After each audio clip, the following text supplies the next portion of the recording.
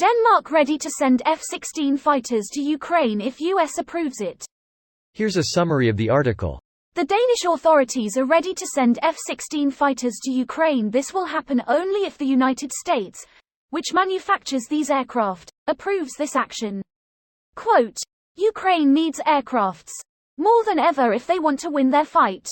This also concerns the Danish F-16 fighter jets, Poulsen said. Details. Denmark has 43 F-16 fighters, 30 of which are in active use. Denmark is now replacing them with modern F-35 fighters. Background. Troels Lund Poulsen, Danish Acting Minister of Defense, proposed on Thursday 15 June that training of Ukrainian pilots on F-16 fighters be organized on Danish territory.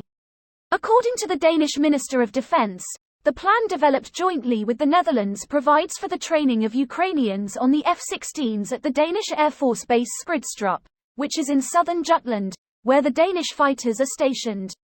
At the same time, Poulsen stated then that the plan does not mean that Denmark has already decided to supply its F-16 fighters to Ukraine. This post received a score of 6,100, with an upvote ratio of 97%. Here are the top comments in response to this article. Greater than Denmark has 43 F-16 fighters, 30 of which are in active use. However, Denmark is now replacing them with modern F-35 fighters. From my selfish POV in the US, the best side effect of this war, intended or unintended, is that we send so much of our older XYZ and replace it with newer, better ABC. Well, we were already in the process of getting F-35s before the war, so by most means it didn't do much in that regards. Did result in us getting new artillery though, after we donated all our Caesar artillery. Recently looked up the root meaning of the word Caesar. It means, Harry, Harry artillery, Harry salad, Harry dressing, Hail Harry, Harry's palace and so on. Sweden and Denmark trying to top each other with weapons donations to Ukraine is the best part of the Swedish-Danish sibling feud. Sweden. We are donating NLAWs and body armor. Denmark. Well. We are donating Caesar artillery. And Leopard 1 tanks. Sweden. Archer artillery and Leopard 2s.